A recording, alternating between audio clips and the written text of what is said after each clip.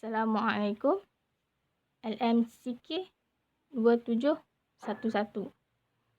Citra tanggungjawab alam sekitar. Tugasan 4. Tugasan mengenai alat atau produk atau bahan yang aktif digunakan seharian oleh Nur Aina binti Arifin, nombor matrik A173511. Ini merupakan 10 alat atau produk atau bahan yang aktif digunakan seharian di rumah saya, iaitu racun serangga, lampu berpindah floor, tisu, peti sejuk, mesin membasuh pakaian, televisyen, komputer peribadi, minyak masak, telefon pintar dan sabun pencuci pakaian. Daripada 10 tersebut, 5 yang lebih aktif digunakan di rumah saya adalah seperti berikut, iaitu racun serangga digunakan setiap hari, lampu berpindah floor juga digunakan setiap hari, peti sejuk juga digunakan seharian setiap hari 24 jam sehari, tisu dan komputer peribadi. Racun serangga. Racun serangga tidak mesra alam. Hal ini kerana racun serangga mempunyai bahan kimia toksik yang berbahaya. Di rumah saya, racun serangga yang sering digunakan adalah Riksat. Itu untuk membunuh nyamuk. Selain itu, ada juga menggunakan racun serangga untuk pertanian. Bahan kimia yang terdapat dalam racun serangga boleh mencemarkan tanah dan juga sungai jika tidak digunakan dengan baik ataupun jika tidak dilupuskan dengan baik. Terdapat juga beberapa racun serangga yang berkarsinogen. Racun serangga yang berkarsinogen ini dapat menjejaskan sistem endokrin atau hormon di dalam tubuh badan kita. Jadi, selain itu, racun serangga berkarsinogen ini juga dapat menyebabkan kerangsangan pada kulit dan mata.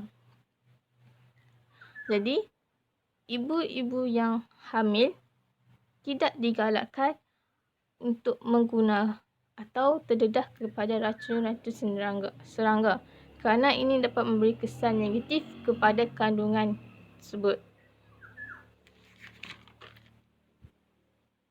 Seterusnya, lampu berpindah floor ataupun Kalimantan. Lampu jenis ini mesra alam sekitar kerana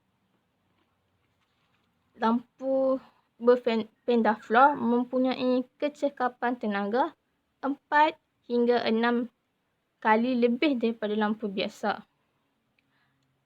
Lampu ini berbentuk tiub yang menggunakan campuran merkuri dan gas argon. Apabila elektrik melalui tiub, elektron tersebut mengalir di antara elektrod di dalam tiub.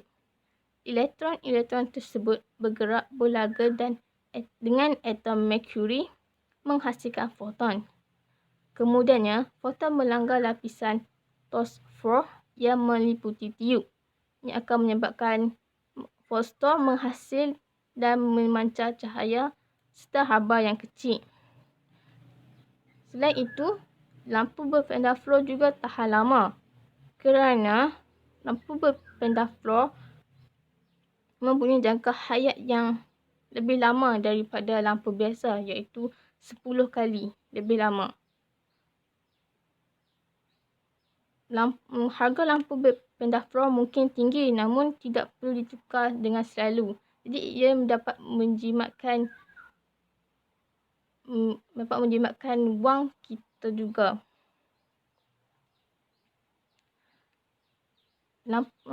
Terusnya, lampu berpindah floor tidak berkelip dan tidak terlalu terang berbanding lampu filamen yang menyilau. Lampu filamen yang sangat menyilaukan. Lampu pendaflor tidak seperti lampu biasa yang membazirkan tenaga elektrik untuk memanaskan filamen dan bagi menyalakan lampu. Lampu pendaflor ini sangat menjimatkan penggunaan tenaga elektrik, jadi ia sangat mesra alam. Okay.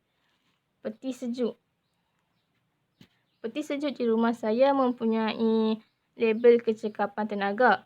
Label kecekapan tenaga ini dapat menjimatkan penggunaan tenaga elektrik. Justru, kos untuk membayar bil elektrik dapat dikurangkan. Dengan berkurangnya kos tersebut, lebihan daripada itu dapat meningkatkan jumlah pendapatan di dalam rumah. Jumlah pendapatan isi dalam rumah.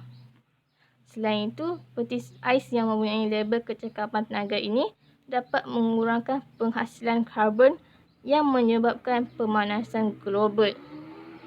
Jadi, peralatan yang mempunyai label kecekapan tenaga sangat baik untuk digunakan dan mesra alam sekitar.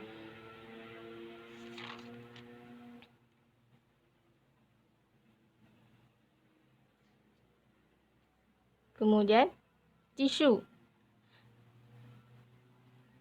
Tisu di rumah saya tidak mesra alam sekitar kerana tidak diperbuat daripada bahan organik. Tisu yang diperbuat 100% daripada gentian semula jadi seperti serat kayu baru ataupun pulpa tidak dikita semula. Dalam tisu tersebut mungkin terdapat peluntur klorin. Kerana melalui penyelidikan, kebanyakan tisu di pasaran termasuk di rumah saya mempunyai kandungan peluntur klorin.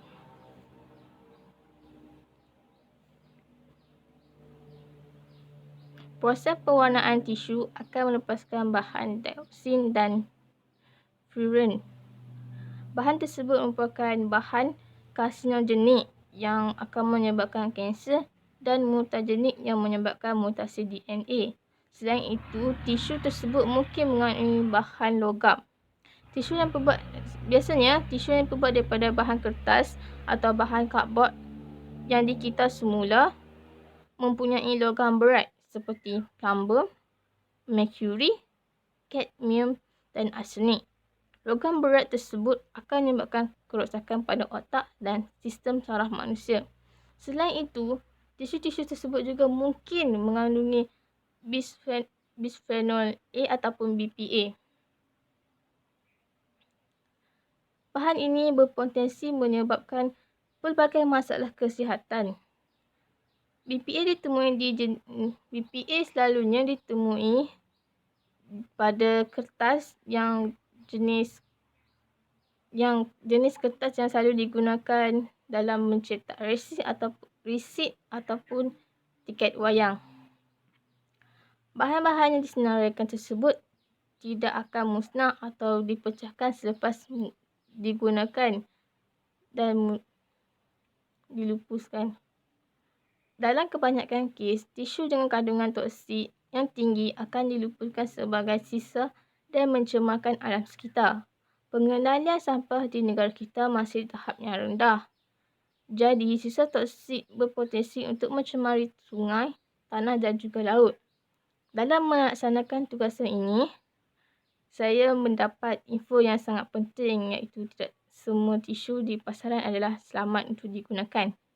Perkara ini menjadikan saya dan keluarga saya lebih peka dan teliti dalam memilih apa jua produk atau bahan digunakan seharian, supaya produk yang digunakan bukan saja baik untuk kesihatan tapi baik untuk alam sekitar. Akhir sekali, komputer peribadi. Komputer peribadi ini tidak mesra alam kerana komputer peribadi menggunakan tenaga elektrik yang sangat banyak. Jadi jika satu alat itu menggunakan tenaga elektrik yang sangat banyak, dia memang tidak mesra alam. Selain itu, dengan menggunakan tenaga elektrik yang banyak, ia meningkatkan kos untuk membayar bil elektrik. Komponen-komponen elektrik yang telah rosak dan tidak dapat digunakan lagi akan dibuang. Dia akan menghasilkan sisa elektronik. Sisa elektronik tersebut boleh menyebabkan pencemaran. Seperti yang semua tahu, pengurusan sisa elektronik di Malaysia masih lemah dan tidak diuruskan dengan baik. Oleh itu, ia memberi kesan negatif kepada alam sekitar kerana terdapat beberapa komponen di dalam komputer peribadi yang mempunyai bahan-bahan kimia yang memberi kesan buruk kepada alam sekitar. Ini merupakan senarai rujukan yang telah saya gunakan dalam menyiapkan tugasan 4 ini.